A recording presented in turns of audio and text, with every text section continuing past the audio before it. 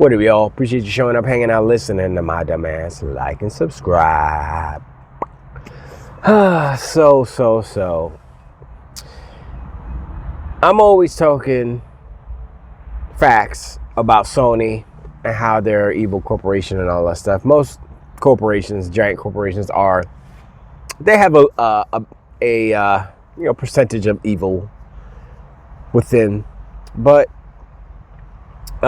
Sony is devious in the bad way. So they announced, I saw it today, I'm assuming it's true, that they're doing a state of play for Borderlands 4, right? Now on the surface you're like, oh, wait, that's not a first party game. That's number one, so why are they doing it for a third party game, right? Two, there's a little bit of a conflict. Not a conflict of interest, but a conflict. It's kind of a conflict of interest, but in the bad way. So Borderlands 4 and Marathon, as I understand it, are supposed to launch on the same day, right?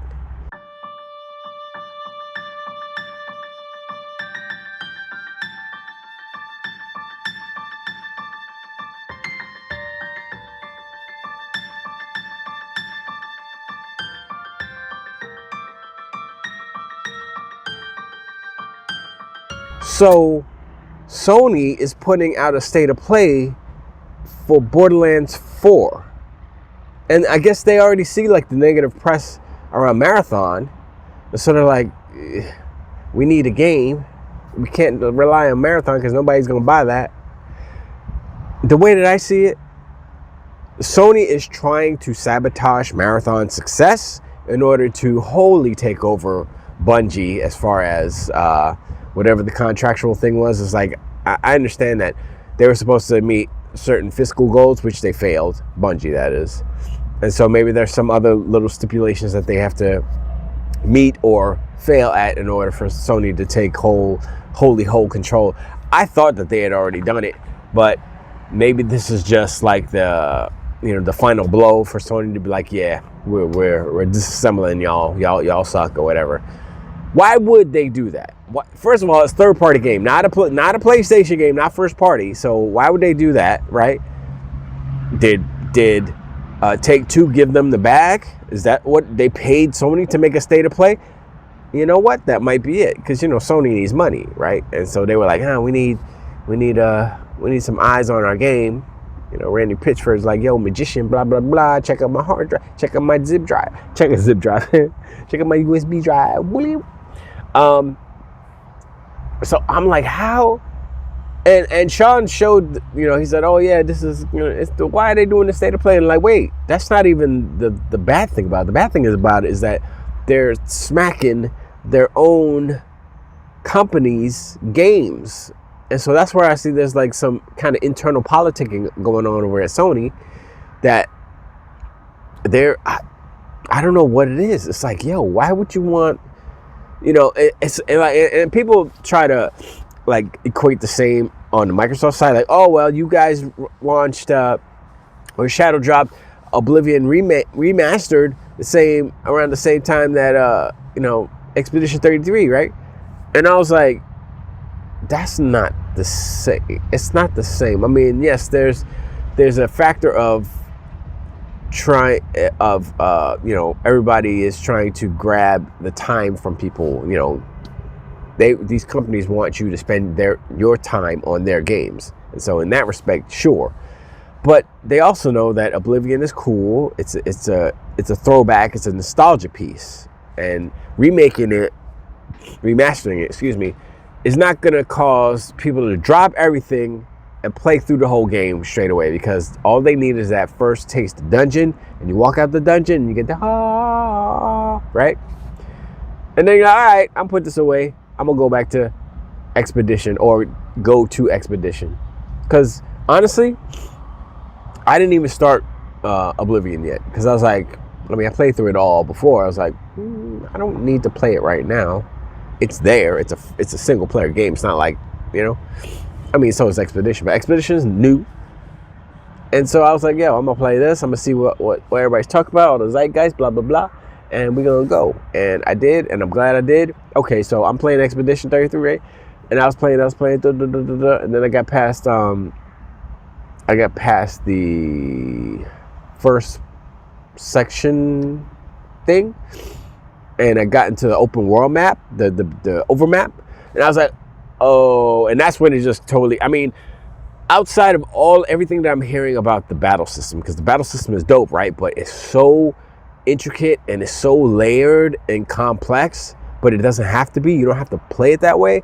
But if you get it and you know how to do every little, like first you go boom, she do this, and then it turns, her stance turns into a defensive stance after she does that attack, and then your boy, what's his name, does the brute force, and he's like, he's just got a big sword, boosh, right? And I always kind of shoot the shots, because I'm like, usually I knock half the health when I'm shooting. I shoot him in the head, shoot boom, boom, boom, then shoot, man. And when the first thing that kind of got me on Expedition 33 is like, I found the first camp, right? And I did the camp, and then I rested, and then I went back. I said, wait, I just killed this guy. How are they back again, right? And so I killed him again, and I went back and arrested. And I realized that when you rest, it resets all the mobs. And I was like, oh, so it's like the Souls games in that respect. So I was like, oh, so you could just sit there and grind on one. And I did that for a couple times. I think I did it like 4 times.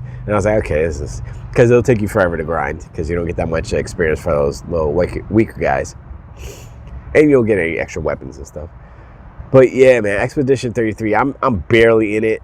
Like I said, I just got to the what is it, the floating waters, or is that what it's called? Something like that, the floating waters place or whatever. That's dope. I was like, yo, this game. But anyway, back to PlayStation. Like, why would you? It's a conflict of interest. First of all, it's not your game. Like I said, unless they got paid by Take-Two to do that, to try to give that game a little bit more oomph. And all these devs and stuff are still on that, oh, PlayStation is the market leader stuff. But what they fail to realize is that their games don't sell. Even the third-party games don't sell on PlayStation. So they could say they have this many units sold, not sold through, but I say manufactured, of course. But the reality is it doesn't matter, because nobody's buying your games. And so when Take-Two does something like this for Borderlands 4, is it really going to, translate into sales? Probably not, because Final Fantasy VII couldn't sell. Rebirth, Afterbirth, Remake It Birth, all of those. They didn't sell nothing. Stellar Blade, barely sold. Astrobot, probably the best game that Sony's made in years, didn't sell nothing. Not even nothing. Not even 10%, nothing, 0. I don't know what the percentage is, but. So, at this point, I don't know why anyone would do any type of exclusivity deals with PlayStation, because it's not worth it. Game Pass is like the best deal for everyone around. It's for the players, it's for Microsoft, and it's for the devs. The devs get a bag without even it's guaranteed money. Like, we're a dev, right? I'm part of a dev team. So I'll be like, yo, if Xbox came and said, do, yo, here's the bag, let's get your game. It's like, yo, but we can sell it on Steam and every other place. Yep, we just want it. Even if they said exclusive, I probably still be like, yeah, let's just grab that bag real quick, because it covers like production costs at least, and everything else is like gravy. You know what I'm saying? It just makes business sense. And a small dev team, brand new game. I mean, they have experience, but it's their first game. 30 people. They need money. They need to have that fluidity, right? And Microsoft is like, psh, your game is hot, son. Boom, here's the bag. They would be stupid not to take it, because A, it's exposure. B, it's free. It's not free money, but it's guaranteed money.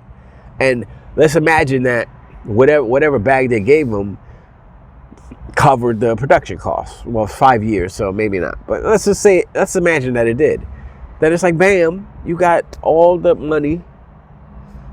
You covered the game, so everything else is just profit after that point. Now, I don't know if they get points on players on Game Pass.